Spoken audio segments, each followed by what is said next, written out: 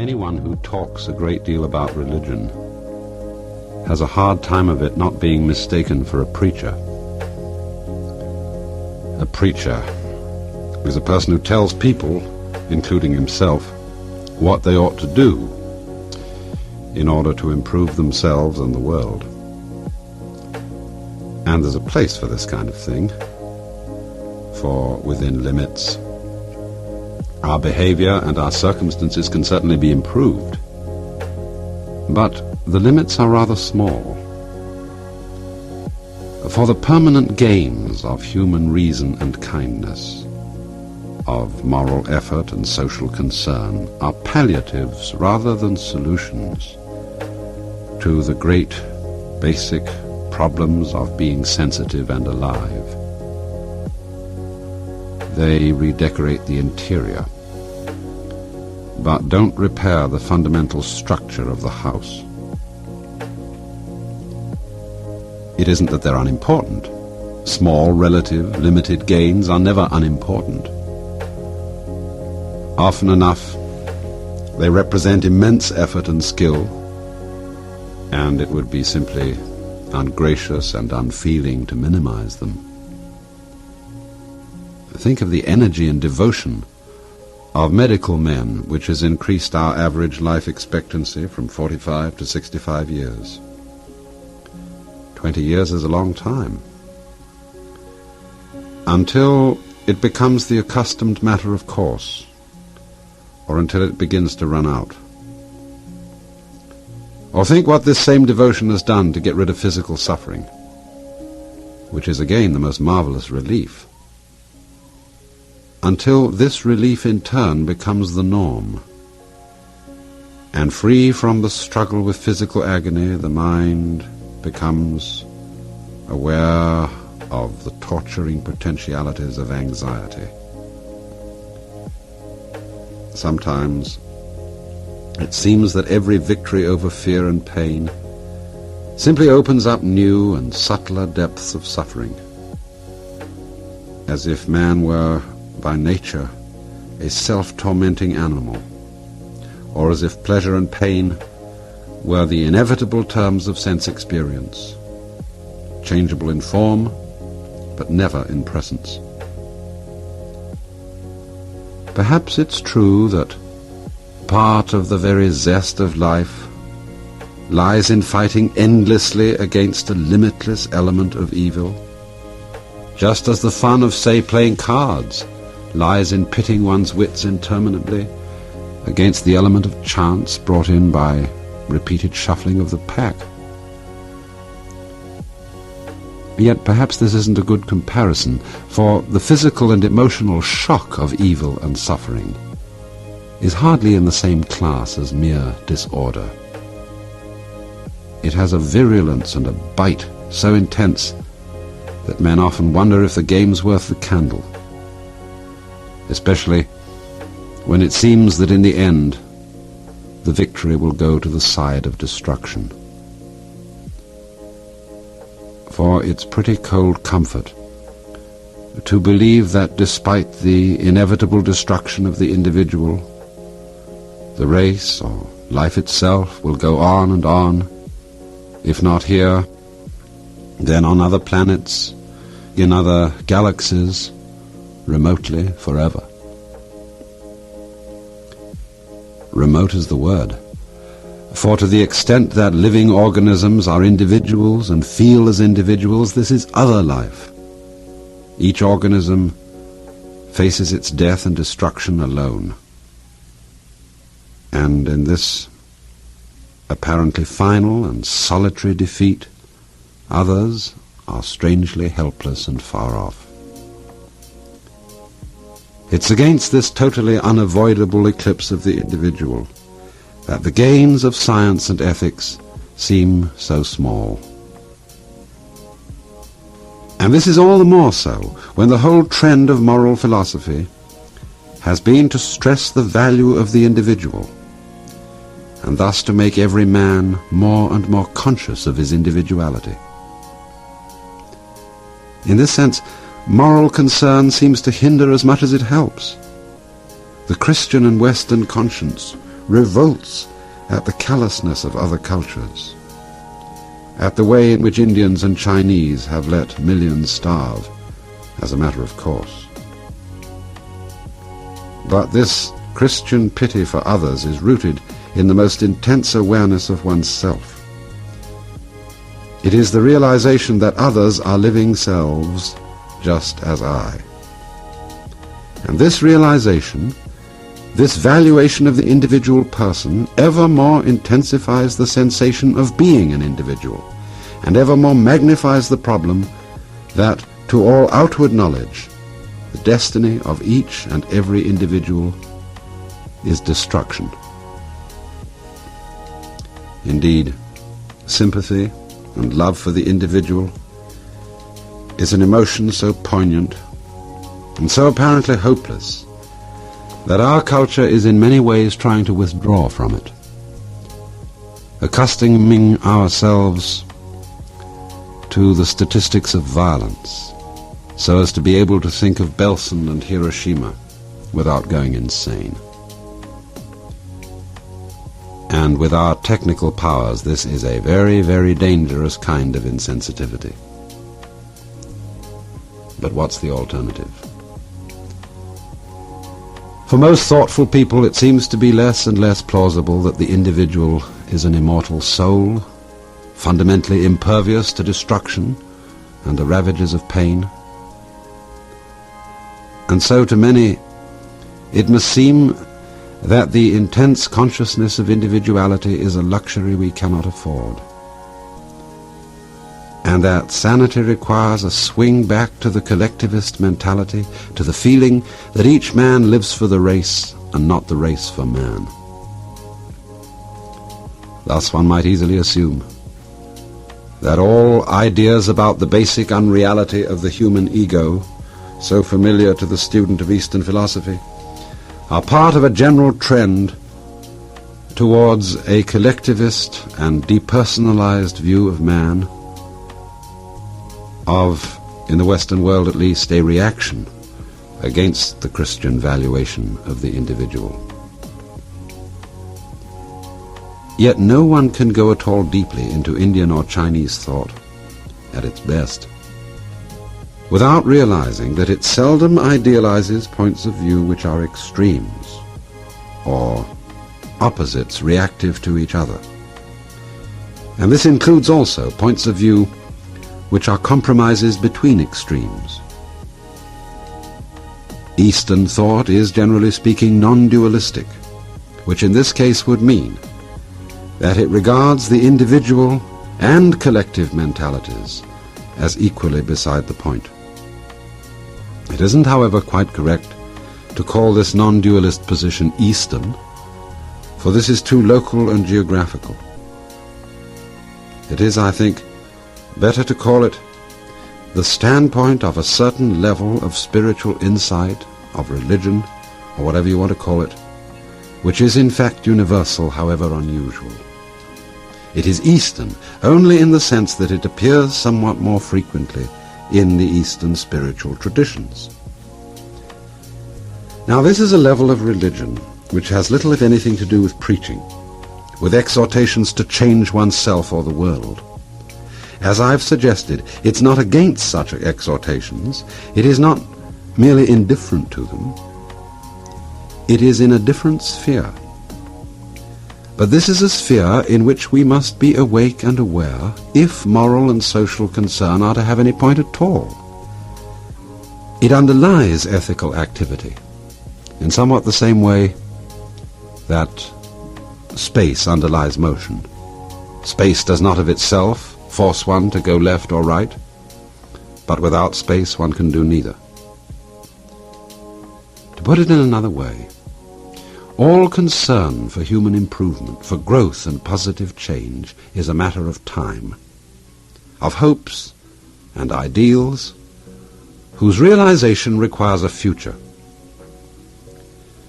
But the deep level of religion of which I am speaking is not a matter of time. Its concern is not with the relatively narrow limits in which man and the world may be improved or deteriorated, saved or damned. It's concerned with the immeasurably larger and even limitless realm of situations which we cannot change, with the universe as it was in the beginning, is now, and ever shall be, the world without end. This is at times an easy world to ignore, for we are naturally preoccupied with things which we can control, with details and confined spaces upon which our vision can easily focus. But according to the Buddha, this ignorance is the root of our agony. Let it be said again, however, that this eternal and uncontrollable sphere of things does not exclude or stand in opposition to the world of practical concerns. It underlies it, it interpenetrates it at every point. Perhaps the simplest, most ordinary way of getting some feel of it is to go out by oneself at night and look at the stars. At such a moment, it's merely a superficial cliché to think, in the face of all this immensity, I do not matter. That isn't the point at all. As Basho said in one of his haiku poems, when the lightning flashes, how admirable he who thinks not life is fleeting. The point is rather that while the whole sight of the heavens never fails to move us with its glory, we do not differentiate between good stars and bad stars, nor between well and badly arranged constellations. Paraphrasing a Zen poem, we might say, in the scenery of heaven there is neither better nor worse.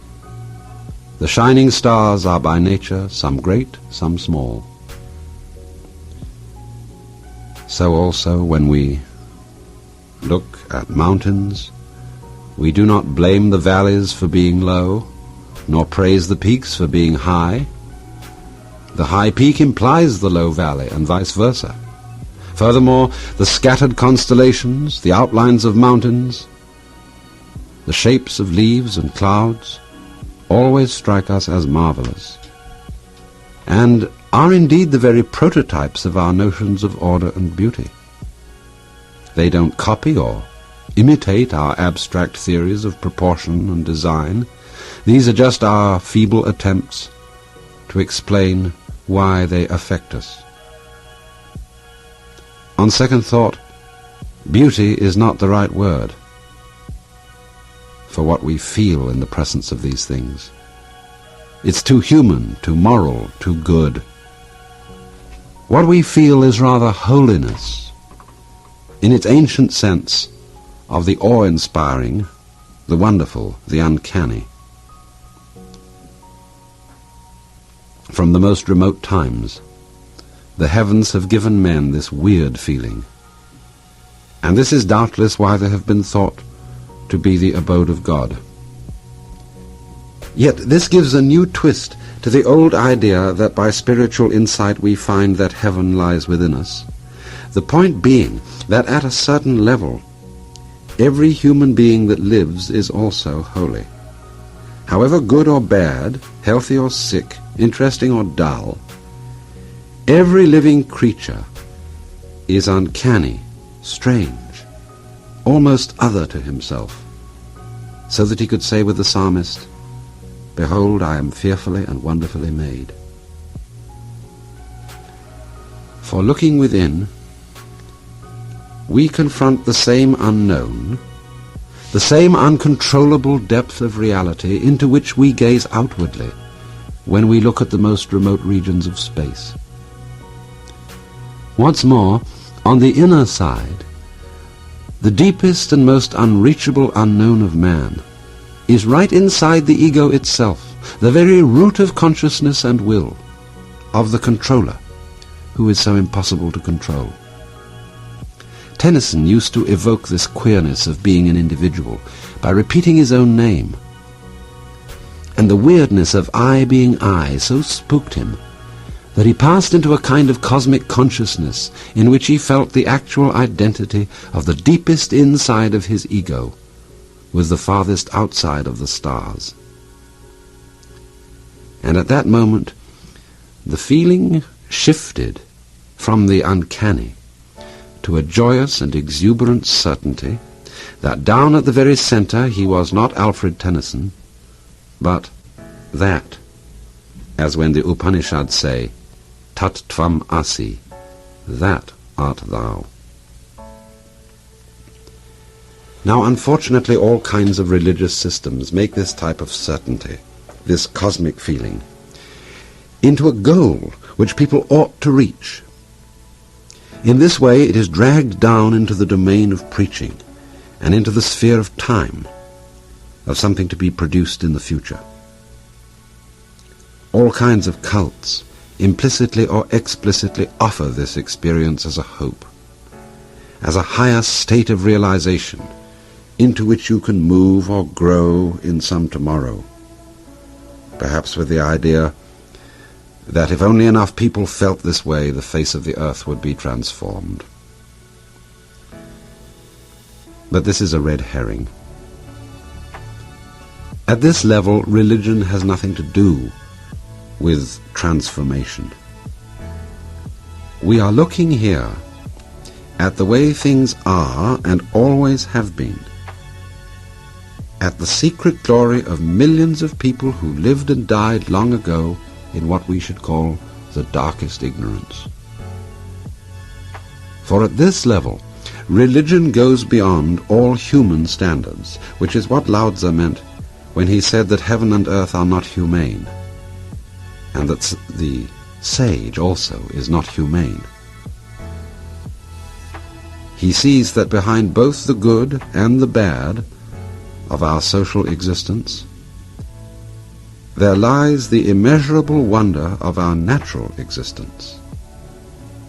And I use natural here in the Chinese sense of spontaneous, the existence which comes about of itself, ungoverned by the conscious will, like the structuring of our bones. Ultimate religion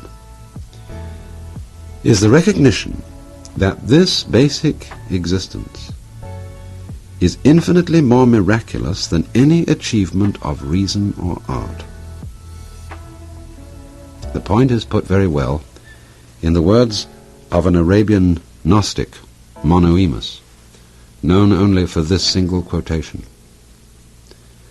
Learn whence is sorrow and joy, and love and hate, and waking though one would not, and sleeping though one would not, and getting angry though one would not, and falling in love though one would not. And if thou shouldst closely investigate all these things, thou wilt find God in thyself, one and many, just as the atom, thus finding from thyself a way out of thyself. The same thought is expressed by the Taoist Zhuangzi when he says, You move, but you do not know whence movement begins. You rest, but you do not know how you come to stay. You eat, but do not know how you taste. For all this is the mighty insistence of the universe. How can it be grasped or held? Now, these are all ways of showing how the human being seems to transcend and surpass himself when he tries to find out who or what he is deep down inside. He cannot penetrate this inner world. It silences his clever intellect, shuts up his thinking. For before one has done or achieved anything at all, whether good or evil, one's sheer existence is simply unbelievable. Myself almost scares the wits out of me, because it's no longer little old me, but the astonishing intelligence which I observe when I look at nerve fibers under a microscope. Heaven above, heaven below, stars above, stars below, all that is over under shall show, happy who the riddle readeth. Now, you cannot preach about wonder. You cannot tell people that they ought to wonder, that they should be teased out of thought. Either you are or you aren't. All you can say is look into yourself, and you may be amazed, or you may not.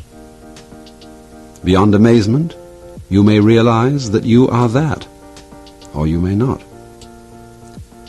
For if you can't see it by looking straight at it, no amount of words will make it any clearer. But there's no way of making a duty out of this kind of thing, because the whole point is lost when we try to be utilitarian about it, to make out that existence is good for us. For existence at this deepest level is not good for anything. It doesn't need to be. It's the which than which there is no whicher. This is why Aristotle said that philosophy begins with wonder, and that action ends in contemplation, which is simply a more silent and enraptured kind of wondering. The fiasco of school philosophy, as it's now widely practiced, is that it permits no existential amazement. Wonder, it feels, is a disease that descends upon us when we are not thinking clearly, when words beguile us into asking questions that have no meaning and so no answer. Well, schools have unhappily become institutions solely for teaching and explaining. And when they can't explain, the schoolmen feel out of role and abruptly change the subject. I don't say this to minimize the value of scholarship. The fragments which it adds to our knowledge are no less important than the relatively small improvements which science and art make to nature, all of which are also important, because the more our knowledge and skill increase, the greater are our grounds for astonishment at what comes into being without our aid. Well, in short then, there is no need to anesthetize, to blunt the consciousness of being individuals in order to make the human situation tolerable. There's no need at all to recondition men into some kind of collective or mass consciousness so that they can cooperate with each other and with the state like bees. The problem of the poignance and intensity of individual consciousness contains its own answer. For it is, as it were, a brilliant concentration of light, which, just because it can foresee its own dissolution, can be vividly aware of existing now, and can wonder, as other forms of life apparently do not wonder, just how it manages to be, and from what inner roots it springs. It is just here that the restrictive and limiting quality of individuality explodes through its own intensity.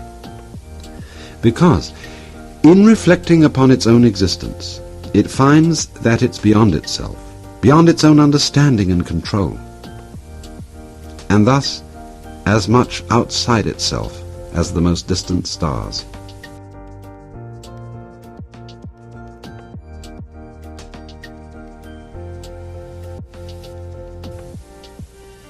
Individuality therefore ripens into an altogether new sensation of selfhood and identity, which I've been calling the recognition that you are that. As good a word as any I can imagine, for that indescribably holy and eternal something or other which we feel when night enables us to look out into the whole immensity of our universe. I keep returning to this image because it seems to me to be so common to all of us. Incidentally, it's the image with which Dante concludes each of the 3 sections of the Divina Commedia, perhaps because it seems to convey more than his most elaborate symbols of the glory of God. Ultimate religion, the level of religion which lies beyond all ideals and improvements, yesterday, today, and forever, is also the recognition that that is this, where this refers to our everyday mundane sensations, to the stream of perceptions and feelings which make up an ordinary human life. In the usual way, this realm of experience is regarded exclusively from the dualistic standpoint of good and bad, success and failure, pleasurable and painful. But now it is seen that the configurations of this world may also be seen in just the same way as the configurations of the stars. Without ceasing to be pleasurable and painful, it is also perfect and miraculous at every moment. No effort, no human contribution is required to make it so. But if we make any attempt to feel this to be so, the feelings so constructed will not only be artificial and shallow, like all cultivated religiousness. We shall also fail to see that our everyday feelings and experiences are miraculous just as they are, before we make any attempt to recognize it. Once again, this is no matter for preaching, for saying what ought to be done. There is nothing to do, for this is the way things are of themselves. Either you see it or you don't, and if you don't, the very not seeing is also it. Of course, we are habitually afraid that any such view of our ordinary existence will obliterate the moral and social conscience. There are indeed people who adopt this as a philosophy to justify their economic status quo. I call this the wisdom of insecurity for others. These dangers indeed exist, for ultimate religion, like radioactivity, is a very dangerous thing. But as soon as a man knows that he is really free to be just what he is, that his existence is wholly of itself, beyond good and evil, here is a man to whom we can preach and say, listen, now that you are free, this is what you ought to do.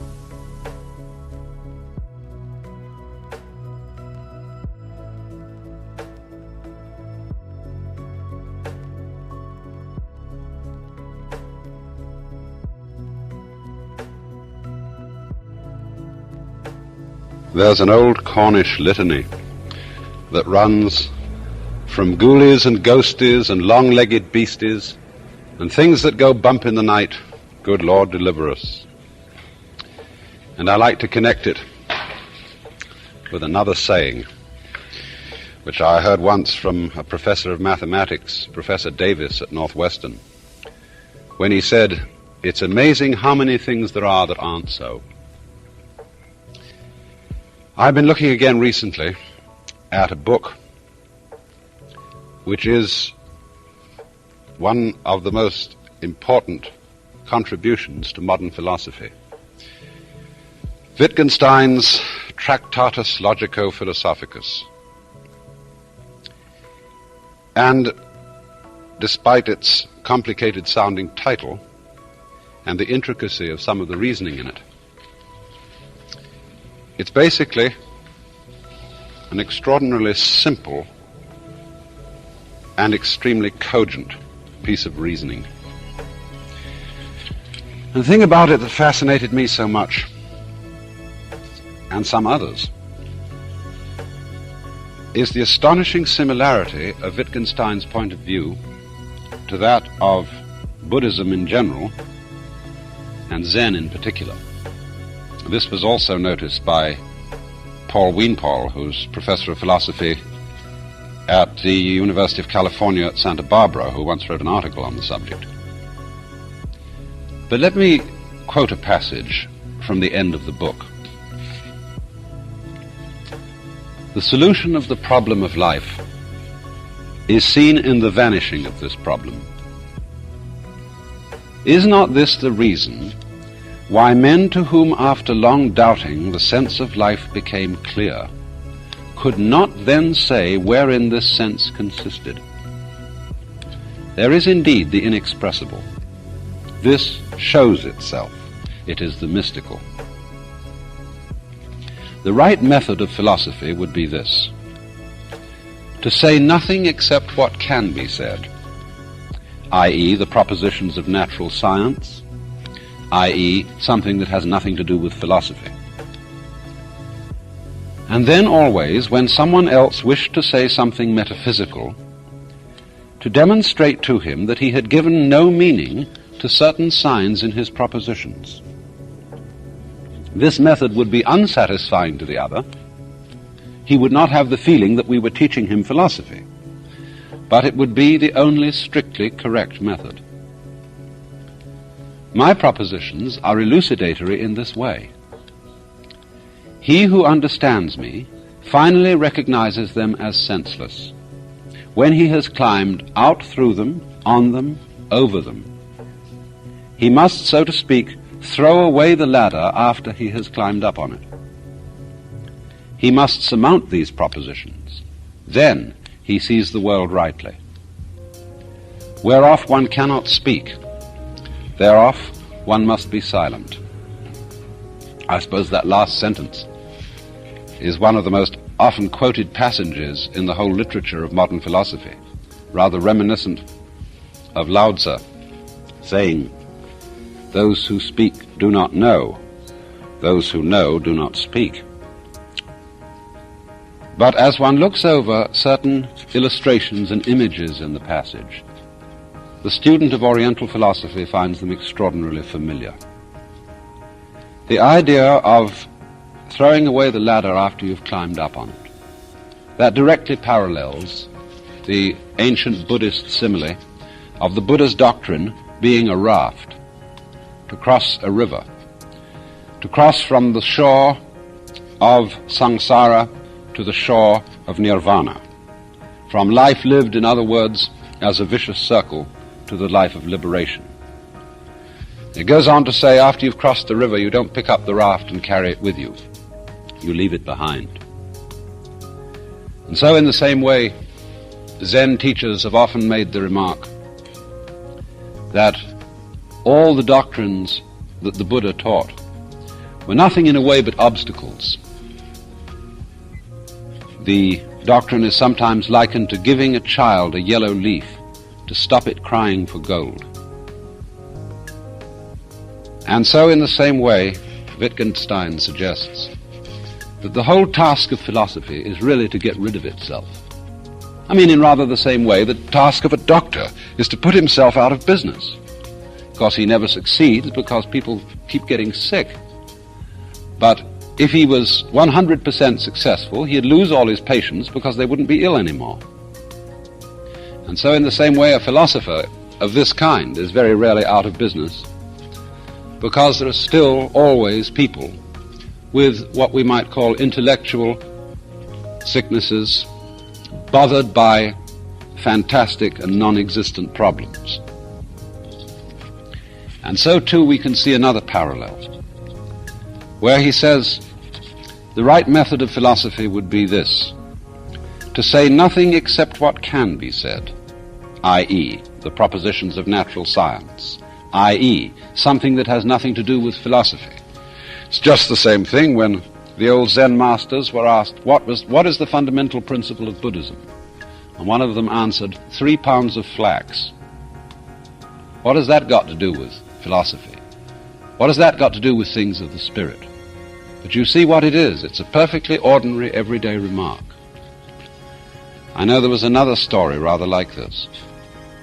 There was an old master called Goso, and one of his students came to him one day and said, how am I getting on in my study of Zen?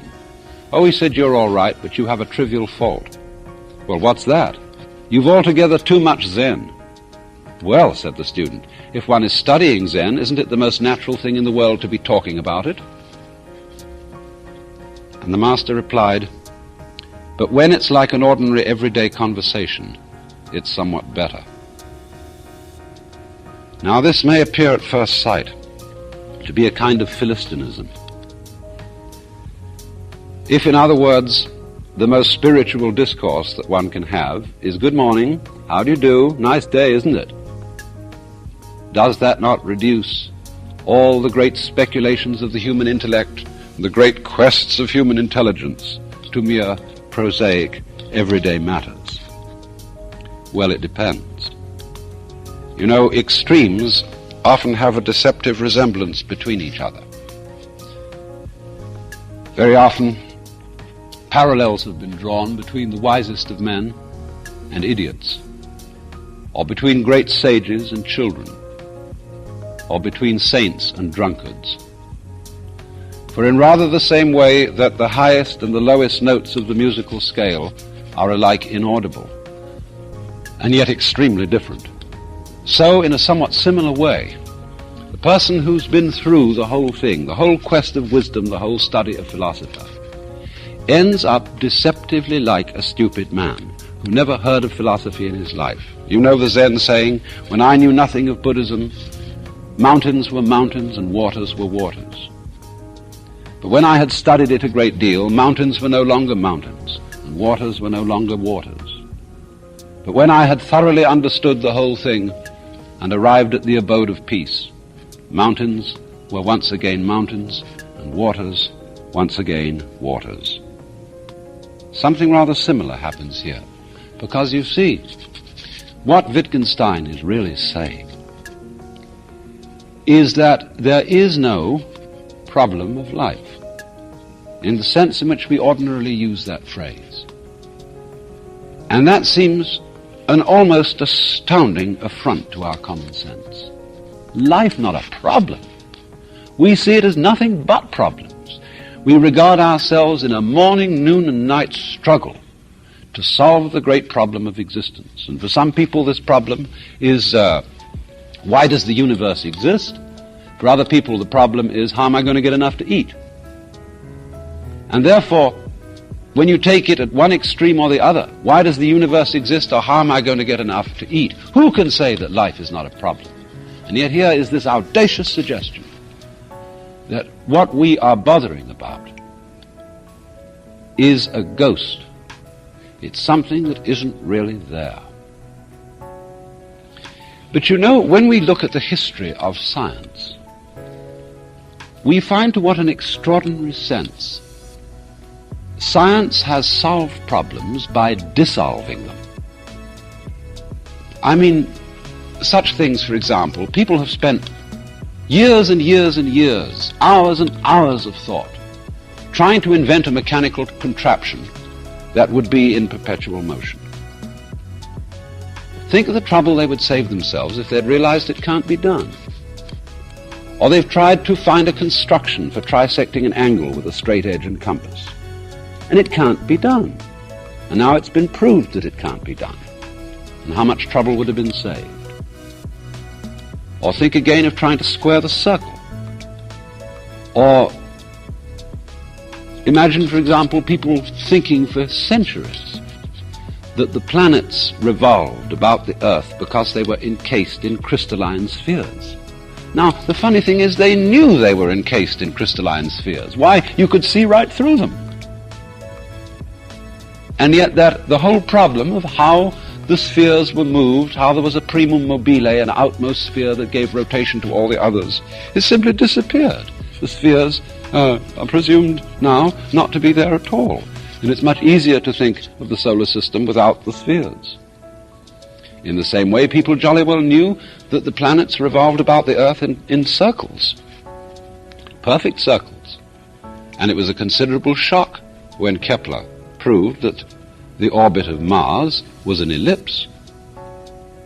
So too, we knew, we were perfectly sure for centuries, that light propagated itself through a mysterious continuum called the ether. And to our astonishment, we found out that there isn't any ether. In so many ways, just ordinary physical science, you see, is an act of understanding the world more clearly by ceasing to ask misleading questions. And exactly the same sort of thing happens, too, in psychotherapy. One of the characteristics of neurotic behavior, is it's repetitive. The neurotic personality keeps going through unsuccessful life patterns again and again and again, and nothing seems to be able to stop him. Now, this kind of behavior is exactly what a Buddhist would mean by samsara, the round or the rat race of birth and death, that is to say, of life as we ordinarily live it. Because it is a vicious circle, for the reason that we keep trying to solve problems that are not simply overwhelmingly difficult, but problems that are not problems at all. They only look like problems. And so when we tackle, impossible questions, for a simple example, if you really think it means something to ask why is a mouse when it spins, and then try and find out, it'll never make any sense till the cows come home. In the same way, Buddhist imagery likened this to looking for the horns of a hare or the child of a barren woman or the beard of a eunuch. And thus, things go round and round and never come out when the question being asked is an absurd question, is a nonsense question. And therefore, what brings cure, healing, say, to a neurotic personality is the insight that the problem that he was trying to solve was no real problem at all. Now, take, for example, some of the many ghosts which haunt our minds. We say, for example, that we all have an instinct to survive.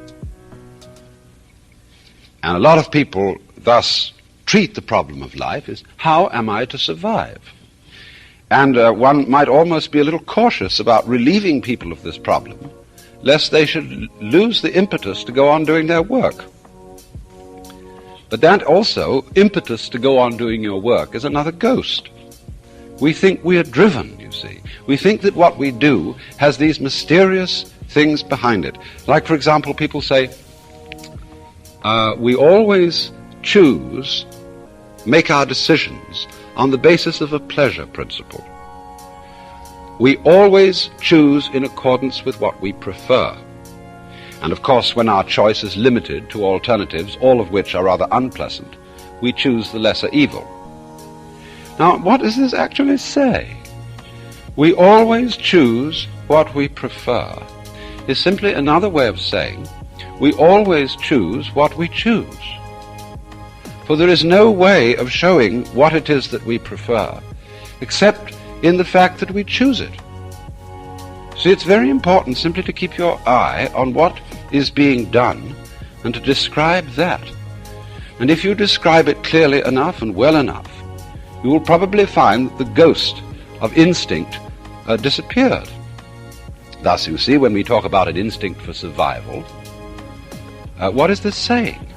What is the evidence for the fact that there is an instinct for survival?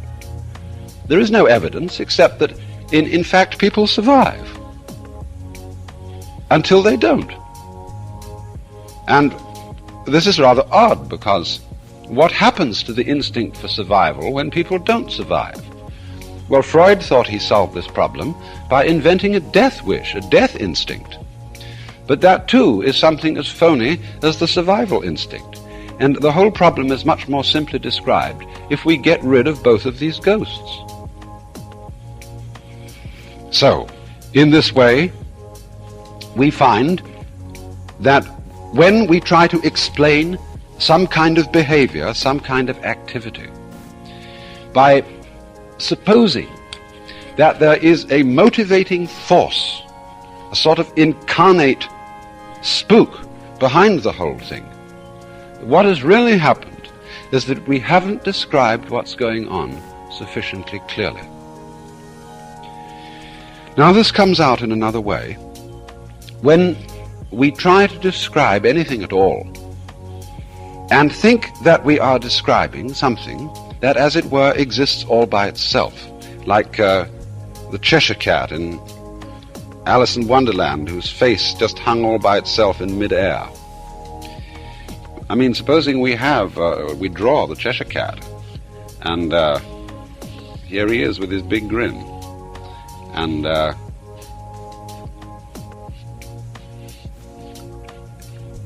we try to describe what goes on here. What is this figure? Well, we get at first sidetracked. We are fascinated by the figure. Our attention is riveted upon it, and we think that that is what we are talking about, all by itself, just up there. And we start to talk about its outline, that it's black, and that the cat has a little wiggly fur on the top of its head, that it has whiskers and a big grin, and so on and so forth. But I ask you, let's account for the fact that it's there. I mean, it isn't hanging in the middle of empty space. How does it happen that this black outline is there? Well, where is it? And then we have to say, well, it is on a piece of paper. And the piece of paper is so attached to a framework that it stays upright and could be drawn on and is sufficiently firm. And furthermore, it is of such a texture that the ink doesn't just roll off when you put it there. And but you see what's beginning to happen is that I'm beginning to describe not simply the figure, but the ground of the figure, the environment of the figure. I should also go on to say that the figure got there through the application of a brush with ink on it. And how did the brush get there? Well, you might say, I put it there. Yes, but let's describe that more carefully. What do you mean, I put it there? What does this I word refer to? Well, I is a human organism, and it does things. Wait a minute. What is this it does things? Describe that more carefully. And what are you going to describe? You're going to describe the organism, aren't you? With all its complex structures. But as you describe those structures, as you describe that organism accurately, you are going to describe another action. You will describe the whole thing in terms of process. You won't find, as it were, something doing the process. As I've often said, we are so bugged by the notion of stuff, you see. Stuff acting, stuff doing things. But all that is, you see, is that the world strikes us as being material until we examine it closely. In other words, a distant nebula in the heavens looks like a solid star until you turn a giant telescope on it and you make out the clear pattern of a spiral nebula. Or, to the naked eye, a lump of wood looks like a solid and impenetrable mass of continuous matter. But when you start turning powerful microscopes on it and the instruments of nuclear physics, you begin to find out that this apparently solid lump of wood is a whirring mass of electrical charges going on in relatively enormous spaces. In other words, the concept of stuff is a sensation that we get when we haven't examined things sufficiently closely, or when our instruments are not fine enough to penetrate what we're observing. But when the instruments are fine enough, what we get instead is pattern, and pattern is simply a form of behavior, of activity. Consider this in another way. Let's go back to the human organism and ask the question, well, what about its shape? How is it that a human organism is contained? All the organs are kept in by the skin. Well, we will describe, of course, the structure of skin and how it is that it holds together. But then we'll soon find out that we're also talking about the surrounding air, which impinges upon the human skin with a pressure of about 15 pounds per square inch, so that if it weren't there, we'd explode. Now, so the question arises, what is keeping the organism in shape? And we find out that it is not only what is going on inside the skin that keeps it in shape, but also what's going on outside the skin. And when we go on to describe this still more carefully, we discover that it isn't quite correct to say that it is the air that is doing this, or that it is the organism that is doing this. We begin to describe instead what Dewey and Bentley, in their very fascinating book, Knowing and the Known, call a transaction. Now that is to say,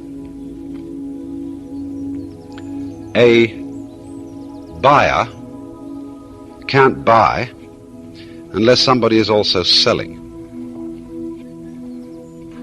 You can't know anything unless there's something to know.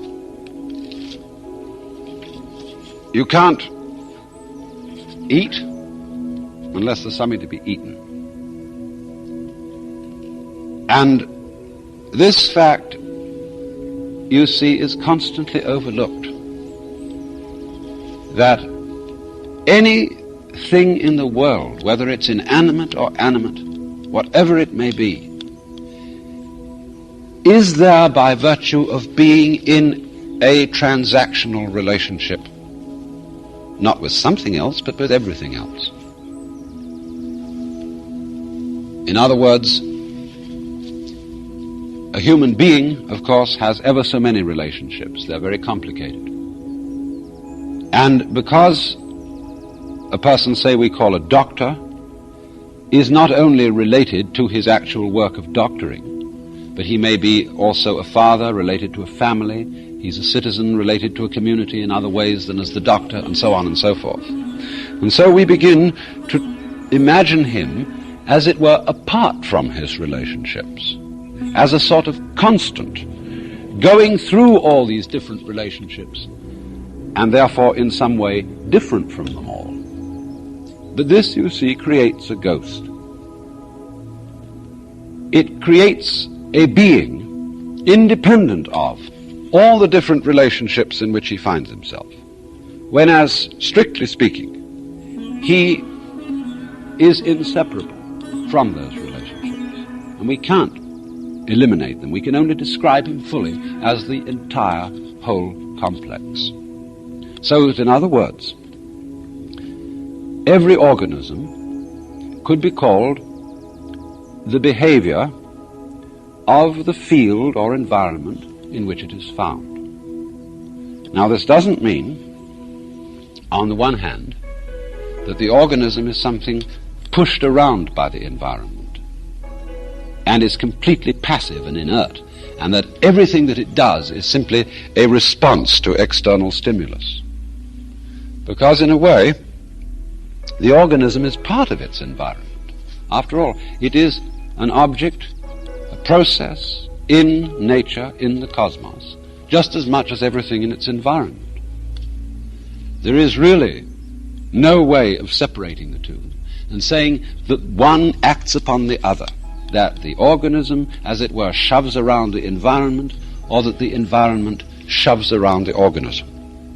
Instead of speaking, as it were, in this terminology of doers and done-tos, of attackers and victims, we simplify things considerably, just by confining ourselves to a description of what is happening.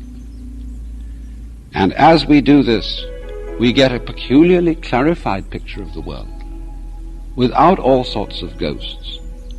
And it is in this way that we also begin to be able to have some preliminary intuition or sensation of the meaning of the fact that life is not a problem. In other words, not a contest between ourselves and our environment. This conception of life turns out to be basically phony.